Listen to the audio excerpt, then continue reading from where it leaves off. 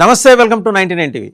ప్రియాంక్ ఖర్గే హిందువులన్నా ఆర్ఎస్ఎస్ అన్నా శివాలు ఎత్తిపోతాడు, కడుపులో కారపడేసుకుని తిరుగుతాడు. కారణం తెలియదు. ఆయనకి ఏమన్నా పాత కక్షలు ఉన్నాయా ఆర్ఎస్ఎస్ అంటే ఇప్పుడు ఏం లేవు. పోనీ ఆయన అంత ప్రామినెంట్ లీడర్ వాళ్ళ నాన్నగారిలాగా ఏఐసిసి ప్రెసిడెంటా అంటే అది కాదు. ఏదో ఒక గుర్తింపు కావాలి. కాంగ్రెస్లో మెజారిటీ జనాలకి ఏంటంటే ఐడెంటిటీ క్రైసిస్. దాన్ని పొలిటికల్ టెర్మినాలజీలో చెప్పాలంటే రాజకీయ వైకల్యం అంటారు. ఇంకో రకంగా చెప్పలేక అలా చెప్తున్నాను అనమాట. ఆ వైకల్యంతో బాధపడేప్పుడు ఏంటంటే ఇలాంటి అక్కర్లేని మాటలు బయటకు వస్తుంటాయి. ఈ అక్కర్లేని మాటలు ఆయన అక్కసంతా బీజేపీ మీద తీర్చుకోవాలి, ఆర్ఎస్ఎస్ మీద ఎందుకు పడిపోతున్నాడు? ఏమైనా ఓవర్ నైట్ స్టార్ పొలిటీషియన్ అయిపోవాలి కర్ణాటక కాంగ్రెస్ రాజకీయాలు అనుకుంటున్నాడా? కొమ్ములు తిరిగి ఇరిగిపోయిన వాళ్ళు కూడా ఉన్నారు అక్కడ కాంగ్రెస్లో, కర్ణాటక కాంగ్రెస్లో. తక్కువ వాళ్ళు ఏం లేరు. హిందువుల మీద పడిపోయి ఆర్ఎస్ మీద పడిపోతే హఠాత్తుగా ప్రామినెన్స్ వచ్చి రాహుల్ గాంధీ ఆయన్ని తీసుకొచ్చి ఏదైనా జాతీయ స్థాయిలో గొప్ప పొజిషన్ కూడా ఇవ్వడు. అసలు ఇలాంటి వాడు ఒకడు ఉన్నాడని కూడా రాహుల్ గాంధీ తిరిగిపోవచ్చు. ఎందుకంటే ఆయన ఎక్కువగా కొలంబియా వీటిలో పర్యటనలో ఉంటాడు కాబట్టి ఆయన పెద్ద పట్టించుకోడు. సరే, ఏదైతేనే మొత్తానికి ప్రియాంక్ ఖర్గే ఏం మాట్లాడాడు, దాని రిపర్కషన్స్ ఏంటి? అలాగే కేరళలో ఘనత వహించిన ముఖ్యమంత్రి సతీష్ గారు వైస్ ఛాన్సలర్ని కోపడ్డాడు. ఆర్ఎస్ఎస్ సమావేశం జరిగితే మోహన్జీ భగవత్ వస్తే దానికి వెళ్ళినందుకు కోపడ్డాడు. ఎవరో ఎక్కడికి వెళ్తే వీళ్ళకి కోపాలు ఎందుకు వస్తున్నాయి? వీటన్నిటి మీద సమగ్రంగా విశ్లేషించడానికి మనతో ఉన్నారు పొలిటికల్ అనలిస్ట్ పవన్ శ్రేష్ఠ. నమస్తే పవన్ శ్రేష్ఠ గారు. నమస్తే అండి. ఈ ఖర్గే సతీషన్ కాంగ్రెస్ పార్టీ చేతికి వాళ్ళకి హస్తం గుర్తు కదా, ఆ హస్తానికి 6వ వేలులాగా తయారైనట్టు అనిపించట్లా? 6వ వేలు ఎందుకు ఉంటుంది? జనరల్గా దురద పుట్టినప్పుడు గోక్కోడానికి ఉంటుంది. ఎస్, మీరు 6వ వేలు అంటున్నారు, ఉన్న వేళ్ళు కూడా పోగొట్టే పనులు చేస్తున్నారు వీళ్ళు. ఫస్ట్ థింగ్, ఆయన ఖర్గే ఆర్ఎస్ఎస్కి ఫండ్స్ ఎక్కడి నుంచి వస్తాయి, అసలు వీళ్ళది ఎందుకు రిజిస్టర్ చేసుకోలేదు, వీళ్ళు అసలు ఎలా వర్క్ చేస్తారు, ఇవన్నీ అడుగుతున్నారు ఖర్గే. నేను హోమ్ మినిస్టర్ని కాబట్టి అడగాలి, ఫైన్, ఓకే. మీరు ఎందుకు ఆర్ఎస్ఎస్ వాళ్ళని సరసంఘచాలక వరకు ఎందుకు? మీ హెడ్ ఉన్నారు కదా కర్ణాటకలో ముఖ్యమంత్రి డికే శివకుమార్ని అడగండి. నేను ఆర్ఎస్ఎస్ స్వయం సేవకులని ఆయన సాక్షాత్ అసెంబ్లీలో చెప్పారు. ఆగస్టు 2025 అసెంబ్లీలో ఆయన ఆర్ఎస్ఎస్ ప్రార్థన పాడారు, నమస్తే. నేను ఇలా అంటున్నాను అంటే ఆయన ఇలాంటి మేనరిజంతో, నమస్తే సదా వత్సలే మాతృభూమి త్వయా హిందూ భూమే సుఖం వర్ధితోహం అని ఆయనే అన్నారు. సో ఆయనకు తెలిసే ఉంటుంది కదా ఆర్ఎస్ఎస్ స్వయం సేవక్ అని ఎవరైతే చెప్పుకున్నారో ఆయన్నే అడగండి. మీకు ఎందుకు అనవసరంగా సరసంఘచాలక వరకు వెళ్ళడం? అంతవరకు వెళ్ళారు అంటే మీరు ఎగ్జాక్ట్గా hit the bulls I, identity crisis. ఇప్పుడు ఉదాహరణకు చెప్తున్నా, కేరళలో హోమ్ మినిస్టర్ మనకు తెలుసా? మనకు తెలియదు. ఉత్తరప్రదేశ్లో హోమ్ మినిస్టర్ నార్మల్ పీపుల్కి తెలుసా? తెలీదు. అస్సాంలో హోమ్ మినిస్టర్ ఎవరో తెలుసా? మనకి తెలియదు.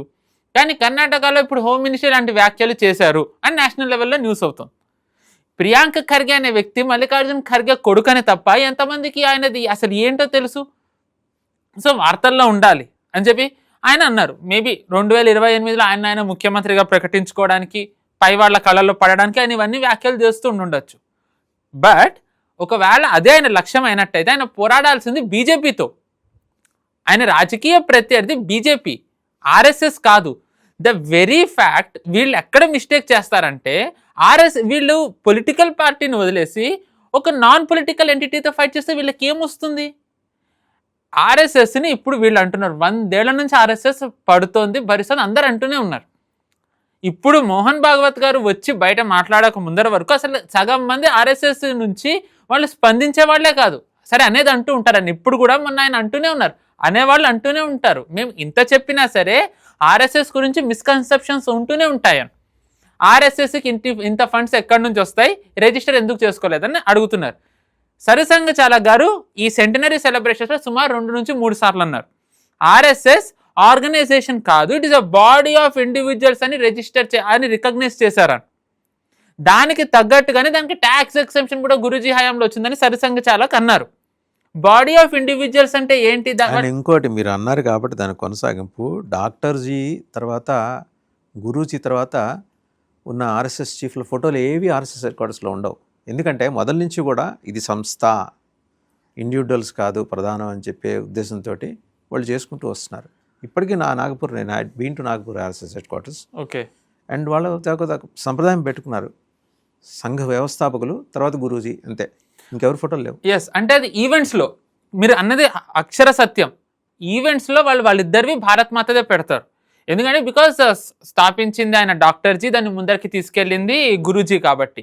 సో బాడీ ఆఫ్ ఇండివిజువల్స్ కాబట్టి అది రికగ్నైజ్ చేసుకోగల మనది ఏవైతే లాలు ఉన్నాయో చట్టం దాని ప్రకారం ఉంది. అందుకే ఆర్ఎస్ఎస్ రిజిస్టర్ చేసుకోకపోయినా సంఘ్ వివిధ క్షేత్రాలు, వీళ్ళు ఏవైతే సంఘ్ పరివార్ అని అంటారో నిజానికి సంఘ్ ఏమంటుందంటే వివిధ క్షేత్రాలు అంటుంది. ఏబీవీపీ, సేవాభారతి, దాని తర్వాత సరస్వతి శిశు మందిర్, విద్యాభారతి, అంటే ఇవన్నీ కూడా రిజిస్టర్డ్. ఎందుకు? వీళ్ళకి గవర్నమెంట్ నుంచి కొన్నిసార్లు నిధులు కావాలి, ఫండ్స్ తీసుకుంటారు సిఎస్ఆర్ రూపంలో, అందుకని వాళ్ళు రిజిస్టర్ చేసుకున్నారు. సంఘ్ ఎప్పుడు ఎవరి నుంచి తీసుకోదు. మీరు ఏదైతే ఒక సంఘ్ ఏవైతే ఇప్పుడు ఉన్నాయో సంఘ్ ఎప్పుడు కూడా ఎవ్వరి నుంచి చేయి చాచి నిధులు అడగదు. సంఘ్కి ఎక్కడి నుంచి అన్నా వస్తుందంటే అది కేవలం స్వయం సేవకులు మాత్రమే ఇస్తారు, గురు పూజ రోజు మాత్రమే ఇస్తారు సంఘ్కి. అది కూడా వాళ్ళు ఎందుకు ఇస్తారు? సంఘ్లో ఒక సంప్రదాయం ఉంది, ప్రచారక్ అని. ఆ ప్రచారక్ ఏంటంటే వాళ్ళు పెళ్లిళ్ళు చేసుకోరు, వాళ్ళు కుటుంబానికి దూరంగా ఉంటారు. వాళ్ళ పని ఏంటంటే వ్యక్తి నిర్మాణం, సంఘ్ని బలోపేతం చేయడం. దానికి ఏంటి, వాళ్ళు దేశం మొత్తం తిరగాలి అంటే కనుక వాళ్ళు ఏమి ఫ్లైట్లలో తిరగరండి, వాళ్ళు సాధారణ ట్రైన్లో వెళ్తారు, లేకపోతే బస్సులు ఉంటే బస్సుల్లో వెళ్తారు. అలా వెళ్ళడానికి ఖర్చులు కావాలి కదా. సంఘ్కి ఏమి ఫండ్స్ రానప్పుడు ఎవరు ఖర్చు పెడతారు? ఈ గురు పూజ ద్వారా వచ్చే ఏవైతే ఉంటాయో ఫండ్స్, వాటిని ఈ ప్రచారకుల ఖర్చుకి పెడతారు. అండ్ అది కూడా అకౌంటబుల్. ప్రచారకుకి ఎంత ఇస్తారు, వాళ్ళు ఎక్కడికి వెళ్తారో, దేనికి ఖర్చు అవుతుంది, రూపాయి సంఘ్ చూస్తుంది. అండ్ వీళ్ళు దాన్ని ప్రశ్నిస్తారు. వీళ్ళ పాయింట్ ఏంటంటే క్వశ్చన్ థింగ్, వీళ్ళు ఏబీవీపీని ప్రశ్నించారు మీకు ఎక్కడి నుంచి వస్తుందని. సరే బీజేపీ పెద్దది కాబట్టి వాళ్ళు దాన్ని ప్రశ్నించారా అది పక్కన పెట్టేద్దాం. ఏబీవీపీని ప్రశ్నించారు, ఎందుకంటే ఏబీవీపీ రిజిస్టర్డ్, దానికి నిధులు మొత్తం వీళ్ళకి తీస్తే కనుక వీళ్ళే బయటపడతారు. సేవాభారతిని ప్రశ్నించారు, ఎందుకంటే అది రిజిస్టర్డ్. సంఘ్ని ఎవరన్నా సరే సంఘ్ నుంచి వచ్చి వాళ్ళు సమాధానాలు చెప్పరు కాబట్టి వీళ్ళు సంఘ్ని ప్రశ్నిస్తారు. సంఘ్ని ప్రశ్నిస్తే కనుక మేము లైమ్ లైట్లోకి వస్తాం కాబట్టి అని. ప్రియాంక ఖర్గేని ఒక ప్రశ్న అడగాలి. 2023 ఇదే కర్ణాటక ప్రభుత్వం ఎన్నికలు అవుతున్నప్పుడు వాళ్ళు మేనిఫెస్టోలో పెట్టుకున్నారు బజరంగ్ దళ్ని బ్యాన్ చేస్తామని. వాళ్ళు అధికారంలోకి వచ్చి 3 ఏళ్ళు అవుతుంది. బ్యాన్ చేయండి బజరంగ్ దళ్ని బ్యాన్ చేయొచ్చు కదా, ఎందుకు బజరంగ్ దళ్ని బ్యాన్ చేయట్లేదు? అవును, వాళ్ళే కదా అధికారంలో ఉంది కర్ణాటకలో, చేయండి, మీరు ఎందుకు చేయట్లేదు? సో వీళ్ళు ఏంటంటే చెప్పేది ఒకటి, చేసేది ఇంకొకటి. అండ్ కాంగ్రెస్ ఒకటి ఏంటంటే it is nothing but vote bank appeasement అండి. Vote bank appeasement. ఇప్పుడు మనకు 5 రాష్ట్రాలు ఎన్నికలు జరిగాయి, తమిళనాడు అండ్ 4 రాష్ట్రాలు ఒక కేంద్రపాలిత ప్రాంతం, పుదుచ్చేరి, తమిళనాడు, కేరళ, అస్సాం, వెస్ట్ బెంగాల్ 2 సీట్లు గెలిచింది. ఎక్కడ గెలిచింది? ముస్లిం మెజారిటీ ఏరియా. అస్సాంలో 19 సీట్లలో 18 సీట్లు ముస్లింలు ప్లేస్తే వచ్చాయి. కేరళలో వాళ్ళు గెలవడానికి main reason IUML. So Congress ఎవరి మీద ఆధారపడింది? ముస్లింల మీద. సో ముస్లింలు మామూలుగా ముస్లిం ఆర్గనైజేషన్స్ సంఘ్ని వ్యతిరేకిస్తాయి కాబట్టి దాన్ని అంటే మాకు ఓట్లు ఎక్కువ వస్తాయి అని చెప్పి మేబీ వీళ్ళ ఆలోచన అయ్యి ఉండొచ్చు. నెంబర్ 1. నెంబర్ 2, ప్రియాంక ఖర్గేని అనడానికి ఒక కారణం ఇందాక అన్నట్టుగా మేబీ ఆయనకు ఆస్పిరేషన్స్ ఏమన్నా ఉండొచ్చు. Yes, again fine. రెండోది ఏంటి అంటే ఇప్పుడు బెంగాల్ తర్వాత మనకి ఎన్నికలు వచ్చే చోట ఎక్కడ మనకి కర్ణాటక ముందర 27లో 7 రాష్ట్రాల ఎన్నికలు జరుగుతున్నాయి. ఉత్తరప్రదేశ్, ఉత్తరాఖండ్, గోవా, మణిపూర్, పంజాబ్, హిమాచల్ ప్రదేశ్, గుజరాత్. ఏ రాష్ట్రంలో అయినా కాంగ్రెస్ అధికారంలోకి వస్తుందని వాళ్ళు బల్ల గుద్ది చెప్పమనండి. ఉత్తరప్రదేశ్లో కాంగ్రెస్కి వచ్చే సూచన ఉందా? కనీసం సమాజ్వాదీ పార్టీతో కలిసి వచ్చే సూచన ఉందా? లేదు. పంజాబ్లో అది త్రిముఖ పోటీ, సో మనం ఇంకా అప్పుడే తెలీదు. గోవాలో డోంట్ నో, కాంగ్రెస్ వస్తుందా లేదా ఎవరికి ఇంకా నమ్మకం లేదు. గుజరాత్ పక్కనే పెట్టేయండి అసలు, నో డౌట్. హిమాచల్ ప్రదేశ్ ఈసారి బీజేపీ వస్తుంది. ఇవన్నీ అయిన తర్వాత పెద్ద రాష్ట్రంలో ఎన్నికలు ఎక్కడ జరుగుతున్నాయి? కర్ణాటక. అందుకని ఇప్పటి నుంచి ఎన్నికల గ్రౌండ్ ప్రిపేర్ చేసుకుంటున్నారు అక్కడ ఓటర్ల కోసం. అందుకని చెప్పి ప్రియాంక ఖర్గే లాంటి కామెంట్స్ చేసినా మనకి ఎక్కడా వ్యతిరేకత రావట్లేదు. మరొకటి మనం చూసుకున్నట్టయితే టైమింగ్ ఏంటంటే వీళ్ళు ఎప్పుడూ కూడా మీరు చూసుకున్నట్టయితే రాహుల్ గాంధీ నుంచి కాంగ్రెస్ లోయర్షిప్ వరకు అందరూ కూడా ఆర్ఎస్ఎస్ని ఒక టెర్రరిస్ట్ ఆర్గనైజేషన్తో పోలుస్తూ ఉంటారు. పిఎఫ్ఐతో కానీ లేకపోతే ఇక్కడ ఉన్న వేరే పిఎఫ్ఐ వాళ్ళు ఎప్పుడు టెర్రరిస్ట్ ఆర్గనైజేషన్ అనలేదండి. They are generous enough. yes you are absolutely right. apologies, in fact వాళ్ళు పిఎఫ్ఐ అనలేదు. తర్వాత ఇంకోటి ఉంటుందండి, Jamaat Islami, Tablighi Jamaat, Islamic organisation, SIO అనేది ఉంటుంది. ఎస్ వాళ్ళని వాళ్ళని ఎప్పుడు అన్నారు వాళ్ళకి వాళ్ళు ఇంకా ఎంత గొప్ప వాళ్ళు అంటే లష్కరే తోయిబా అని కూడా అన్నారు వాళ్ళు. వాళ్ళకంటే డేంజర్ హిందుత్వ ఆర్గనైజేషన్స్ అని ఇక్కడ మనకు అన్నారు కదా. సో పాయింట్ ఏంటంటే వీళ్ళు ఇది ఆర్ఎస్ఎస్ని ఎప్పుడు ఈక్వేట్ చేస్తారు. మనం గనక గమనించినట్టయితే నేను I don't remember the exact year, but Imran Khan పిఎంగా ఉన్నప్పుడు ఇమ్రాన్ ఖాన్ రాహుల్ గాంధీ చేసిన వ్యాఖ్యలు ఒకటే అయ్యాయి. ఇమ్రాన్ ఖాన్ ఒకసారి ఇండియన్ జర్నలిస్టుతోని మేము భారత్తోని మంచి సంబంధాలే నెలకొల్పాలనుకుంటున్నాము, కానీ అక్కడ ఉన్న ప్రభుత్వం ఆర్ఎస్ఎస్ మాకు ప్రాబ్లం అని అన్నారు. రాహుల్ గాంధీ కూడా ఎగ్జాక్ట్ స్టేట్మెంట్స్ అవే ఇచ్చాడు. రాహుల్ గాంధీ కూడా ఆల్మోస్ట్ ఇద్దరు ఈక్వేట్ అయ్యాయి. ఇద్దరికి ఒకళ్ళు స్క్రిప్ట్ ఇచ్చారు. Yes we don't know again. So వీళ్ళు ఇప్పుడు మనం దీని గురించి 2-3 టైమ్స్ చర్చించుకున్నామండి. ఇక్కడే ఎఫ్సిఆర్ఏ నిధులు, ఎఫ్సిఆర్ఏది ఫారిన్ ఆర్గనైజేషన్స్కి, ఐ మీన్ ఇక్కడ ఉన్న ఎన్జిఓస్కి ఫారిన్ నుంచి వచ్చే ఫండింగ్ దాని మీద ప్రభుత్వం ఒక బిల్లు తీసుకొస్తోంది. దానికి వ్యతిరేకంగా చాలా నడుస్తున్నాయి. నేను దీని గురించి కూడా మాట్లాడాను. ఎన్నికల ముందర పార్లమెంట్లో బిల్లు పెట్టినప్పుడు కాంగ్రెస్ ఎఫ్సిఆర్ఏ బిల్లు అమెండ్మెంట్ని వ్యతిరేకించింది. క్రిస్టియన్ ఆర్గనైజేషన్స్కి, ముస్లిం ఆర్గనైజేషన్స్కి వచ్చే ఫండింగ్ని గవర్నమెంట్ మానిటర్ చేస్తానంటే దాన్ని వ్యతిరేకించింది. కానీ వీళ్ళకి ఆర్ఎస్ఎస్ కావాలి. When the RSS doesn't get any kind of funds, ఆర్ఎస్ఎస్కి ఫండ్స్ రాకపోయినా వీళ్ళు ఆర్ఎస్ఎస్ని బ్యాన్ చేయాలంటారు. ఫండ్స్ వచ్చే వాటిని మానిటర్ చేస్తామంటే దాన్ని వద్దంటుంది కాంగ్రెస్. అంటే what are they trying to prove? వాళ్ళ ఎలిజియన్స్ ఎటువైపు ఉంది? వాళ్ళ ఎలిజియన్స్ ఉన్నది ఫారెన్ ఆర్గనైజేషన్స్తోనా? మీరు కనుక గమనించినట్టయితే ప్రియాంక ఖర్గే హోమ్ మినిస్టర్గా తనకి చాలా రెస్పాన్సిబిలిటీ ఉందని ఫీల్ అవుతూ, నాకు ఇది హోమ్ మినిస్టర్ నేను కాబట్టి నాకు రెస్పాన్సిబిలిటీ ఉంటుంది, అవి ఇవి చేయాలి ఎక్సెట్రా ఎక్సెట్రా అని ప్రియాంక ఖర్గే మాట్లాడుతున్నాడో, ఆ ప్రియాంక ఖర్గే హోమ్ మినిస్టర్గా ఉన్న రాష్ట్రంలో ఆ ప్రియాంక ఖర్గే ఈ వ్యాఖ్యలు చేసిన సమయంలో ఎన్ఫోర్స్మెంట్ డైరెక్టరేట్ ఒక కంప్లైంట్ ఫైల్ చేయించింది ఒక ఆర్గనైజేషన్ మీద, టిమోతి ఇనిషియేటివ్. యుఏపిఏ వేయించింది ఎన్ఫోర్స్మెంట్ డైరెక్టరేట్. ఎందుకు? అది 95 crores మనీ ట్రయల్ దొరికింది త్రూ 100 ఫారెన్ డెబిట్ కార్డ్స్. దేనికి? లెఫ్ట్ వింగ్ ఎక్స్ట్రీమిజంకి, నక్సలైట్ల యాక్టివిటీస్కి అని చెప్పి యుఎస్ నుంచి వచ్చిన ఒక Christian organisation 100 crores money trail ద్వారా 100 డెబిట్ కార్డ్స్ ద్వారా వాళ్ళు నక్సలైట్లది రివైవ్ చేయాలని చెప్పి వాళ్ళ యాక్టివిటీస్ కోసం చేస్తుంటే ఎన్ఫోర్స్మెంట్ డైరెక్టరేట్ వాళ్ళ మీద యుఏపిఏ కర్ణాటకలో పెట్టించింది. సో ఇలాంటి యాక్టివిటీస్ అన్నిటిని మానిటర్ చేయాలని చెప్పి ప్రభుత్వం అంటుంటే దాన్ని వద్దని చెప్పి కాంగ్రెస్ వాదిస్తోంది. సో ఈ వచ్చే టైంలోనే వీళ్ళు దీన్ని వ్యతిరేకిస్తున్నారంటే దే ఆర్ ఈక్వేటింగ్. ఇప్పుడు పార్లమెంట్లో ఏం చేయబోతున్నారంటే మీరు ఆర్ఎస్ఎస్ని వదిలేశారు, దీన్ని ఎందుకు మీరు మానిటర్ చేస్తున్నారు అని చెప్పి తేవాలి అనే ప్రయత్నం కాంగ్రెస్కు ఉండొచ్చు. But it has to be effectively countered.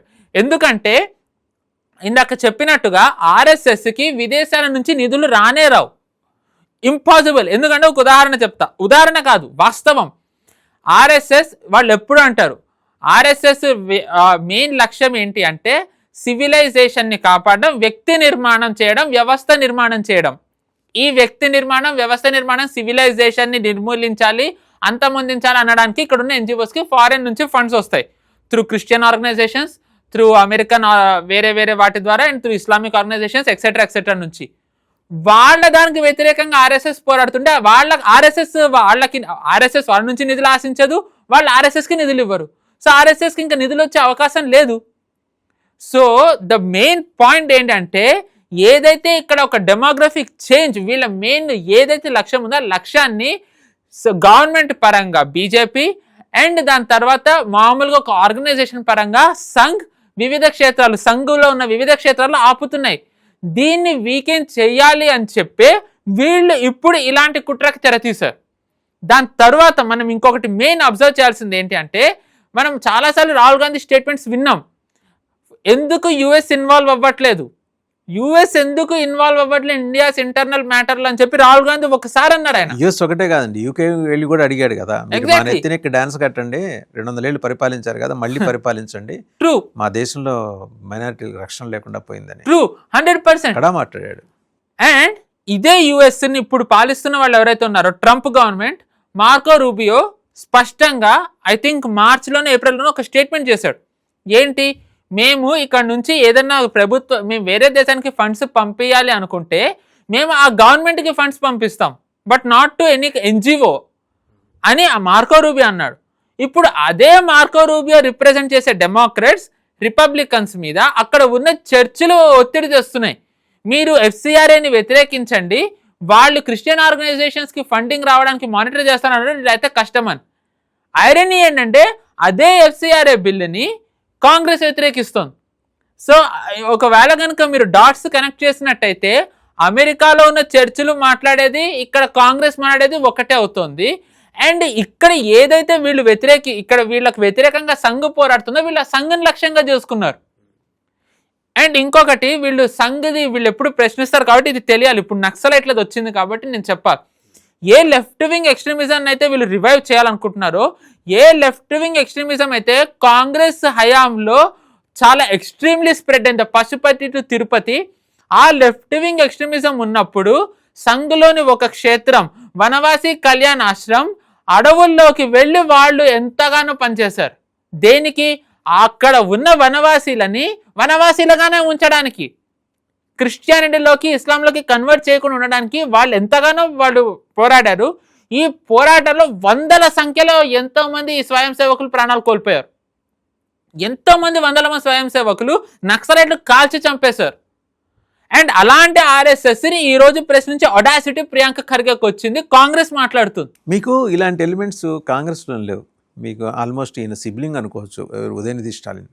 Yes, అలాగే మాడతాడు సనాతన ధర్మం మీద. ఆయన ఏంటంటే ఆయన వాంతి చేసుకుంటుంటాడు. మలేరియా, డెంగ్యూలు లాంటి వైరస్, లేకపోతే కరోనా లాంటి వైరస్ సనాతన ధర్మం అంటాడు. సరే, కమింగ్ బ్యాక్ టు మళ్ళీ అగైన్ కాంగ్రెస్. సతీషన్ గారు, ఇది కూడా ఇంపార్టెంట్ సబ్జెక్టే. కేరళ ముఖ్యమంత్రి.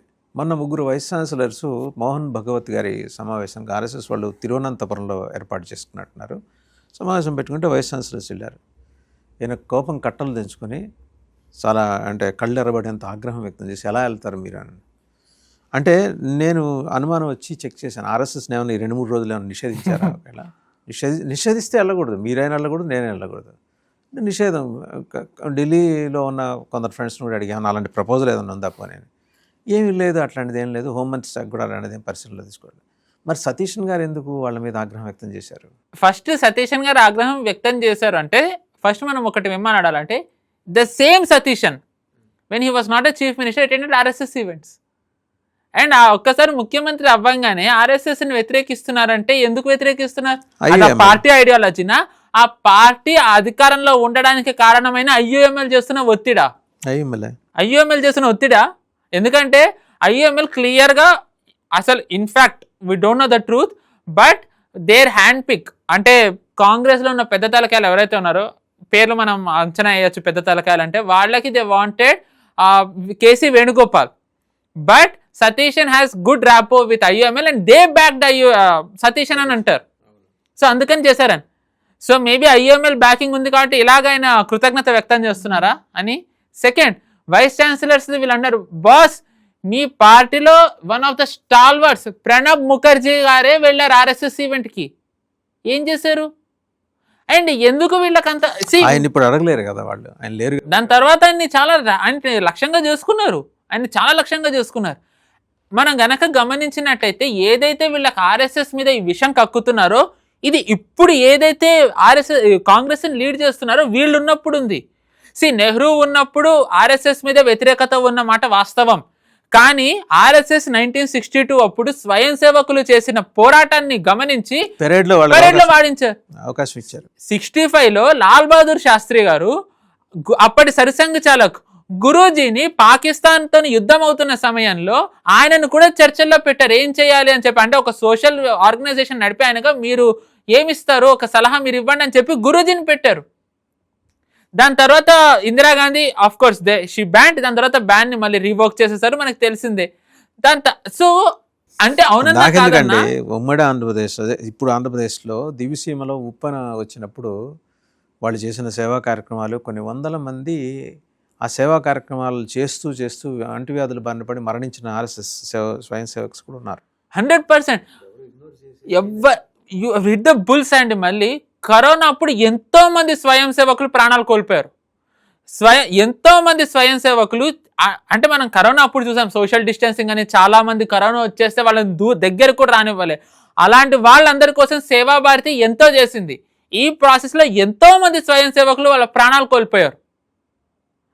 అండ్ ఇప్పుడు ఏదైతే కేరళలో వీళ్ళు ఇంత వ్యతిరేకిస్తున్నారు ఆర్ఎస్ఎస్ని, ఆ కేరళలోని ఎంతమంది ఆర్ఎస్ఎస్ స్వయం సేవకులని వీళ్ళు కాల్చి చంపేశారు, ఎంతోమంది నరికి చంపేశారు కదా. ఈ కమ్యూనిస్టులు ఎంతమంది పిఎఫ్ఐ వాళ్ళు చంపారండి. ఈ మధ్య ఒక మూవీ కూడా వచ్చింది సంజయ్ దత్, ఆఖరి సవాల్. ఆ మూవీ నేను చూడలే కాబట్టి I can't comment. But okay, ఇదంతా ఇప్పుడు మీరు చెప్పిన స్టోరీ అంతా ఎలా నరికి చంపటాలి ఇవన్నీ దాని మీద ఒక వాకింగ్ టాకింగ్ ఎగ్జాంపులే ఇప్పుడు మనకి పార్లమెంట్ లో ఉన్నారు ఒక ఆయన సదానంద్ మాస్టర్ గారు. ఆయన కాళ్ళది తీసి పెట్టారు కదా అక్కడ ఎగ్జాంపుల్ కింద. అది ఎవరు చేశారు? కమ్యూనిస్టులే. And even after doing this kind of horrific activities, అక్కడ కేరళలో వాయనాడు ఫ్లడ్స్ వస్తే ఫస్ట్ వెళ్ళి అక్కడ సేవ చేసింది ఎవరండి? ఐఎంఎల్ కాదు, జమాతే ఇస్లామీ కాదు, తబ్లీగీ జమాత్ కాదు. అక్కడ వాయనాడులో ఎక్కువ ముస్లిమ్స్ ఉన్నారు. ప్రియాంక గాంధీ పార్టీ కాంగ్రెస్ కాదు, క్రిస్టియన్ ఆర్గనైజేషన్స్ కాదు, సేవా భారతి వెళ్ళి అక్కడ ఉన్న స్వయం సేవకులు వెళ్ళి వాళ్ళందరికీ కావాల్సినవన్నీ చేశారు. సో అండ్ ఇవన్నీ మర్చిపోయి వాళ్ళు ఈ ఆర్ఎస్ఎస్ని ఎందుకు లక్ష్యంగా చేసుకుంటారంటే చెప్పాను, vote bank politics. First thing, ఖర్గేకి గనక ఎదగాలి అని అనుకున్నట్టయితే అభివృద్ధి చేసి చూపిమ్మనండి. లేదు నిజంగానే ఇది చేస్తేనే గనక వాళ్ళు ఎదుగుతారు అనుకున్నట్టయితే బ్యాన్ బజరంగ్ దళ్. అంత గనక దమ్మున్నట్టయితే బజరంగ్ దళ్ని బ్యాన్ చేయండి. మీరు బ్యాన్ చేసి అప్పుడు మీరు చూపియండి. హైకమాండ్ కళలో ఈజీగా పడతారు. వీళ్ళు ప్రతిసారి మేము మేనిఫెస్టో బీజేపీ ఇది చేయాలి అంటారుగా. 23 మేనిఫెస్టోలో మీరు పెట్టారుగా, బ్యాన్ చేసి చూపండి బజరంగ్ దళ్ని. మీ దృష్టిలో బజరంగ్ దళ్ టెర్రర్ ఆర్గనైజేషన్ కదా. ఇదే బజరంగ్ దళ్ కార్యకర్తల్ని ఎస్డిపిఐ వాళ్ళు, పిఎఫ్ఐ వాళ్ళు 2020 ఐ థింక్ 22-23 శివమొగ్గాలో చంపేశారు. అండ్ దాని తర్వాత వీళ్ళు ఔరంగజేబ్ మొత్తం స్టాచ్యూస్ కట్అవుట్లు పెట్టారు అదే శివమొగ్గాలో. ఏం చేయగలిగారు వీళ్ళకి? అండ్ ఇదే ఏ కేరళలో అయితే సతీషన్కి ఇంత కోపం వచ్చింది ఆర్ఎస్ఎస్ పెట్టినందుకు, అదే కేరళలో హమాస్ చీఫ్ ఉన్నప్పుడు ఐ థింక్ హనయ్య ఏదో పేరుంది, క్షమించాలి నాకు పేరు గుర్తులేదు, అతను ఇప్పుడు లేడు. అతను ఆన్లైన్ ఈవెంట్లో జాయిన్ అయ్యాడు. హమాస్ చీఫ్ 2023 అటాక్ జరిగిన తర్వాత. అండ్ ఐయుఎంఎల్ వాళ్ళు రోడ్ల మీద ప్రదర్శనలు చేస్తూ తిరుగుతారు, హిందువులను చంపేస్తాం, హిందువులను చంపుతామని చెప్పి. అండ్ ఐయుఎంఎల్ హిస్టరీ ఏంటండి? ఇప్పుడు వాళ్ళు ఇండియాని పెట్టుకున్నంత మాత్రాన వాళ్ళు ఇండియన్స్ అయిపోరు కదా. ఈ ముస్లిం లీగే కదా నిజానికి పార్టీషన్ జరగాలని కోరుకున్నది. సో మీరు గనక చూసుకున్నట్టయితే completely radical separatist mind set ఉన్న వాళ్ళందరూ కాంగ్రెస్ని సపోర్ట్ చేస్తారు. అండ్ ఆర్ఎస్ఎస్ సర్సంఘ్ చాలక్ హిందూ అనే వాడితోని రాడికలైజేషన్తో ఉన్న కామెంట్ ఒక్కటి చేసి చూపియండి. ఆయన ఎప్పుడు ఏమంటారు? ముస్లిమ్స్ లేకుండా భారత్ గోత్ కాంట్రిబ్యూషన్ లేదని అంటారు ఆయన. అండ్ హిందూ అనేది మీరు ఒక రిలీజియన్కి పెట్టకండి, అదొక సివిలైజేషనల్ ఆస్పెక్ట్, ఒక నాగరికత, ఒక జాగ్రఫికల్ ఆస్పెక్ట్. దాంట్లో ముస్లిమ్స్ ఉంటారు, క్రిస్టియన్స్ ఉంటారు, హిందువులు ఉంటారు, జూస్ ఉంటారు, పార్సీలు ఉంటారు అని అంటారు ఆయన. మీరు అండ్ అలాంటి ఆయనని దే కాల్ కమ్యూనల్. అండ్ ఆర్ఎస్ఎస్కి నిధులు ఎక్కడి నుంచి వస్తాయని చెప్పి అడుగుతారు. అండ్ ఫర్ ఎగ్జాంపుల్ 2019 ముందర వరకు గాంధీస్కి were they getting SPG security అండి. వాళ్ళకి ఇప్పుడు వీళ్ళు సరసంఘ చాలకు అంత సెక్యూరిటీ ఎందుకని అడుగుతారు? వాళ్ళకి ఎందుకు అంత సెక్యూరిటీ? వాళ్ళు జస్ట్ దేవర్ ఎంపీస్ కదా. Sonia Gandhi she was just an MP, maybe party అధ్యక్షురాలు అవ్వచ్చు. ప్రియాంక గాంధీ అప్పుడు ఎవరు? Rahul Gandhi was just an MP. వాళ్ళకి ఎందుకు అక్కడ అంత సెక్యూరిటీ? వాళ్ళ రాబర్ట్ వాద్రాకి ఎందుకు ఉంది? ఆర్ఎస్ఎస్ సరసంఘ చాలక్ ఈ రోజుకి ఆయన ట్రైన్లో వెళ్తారు.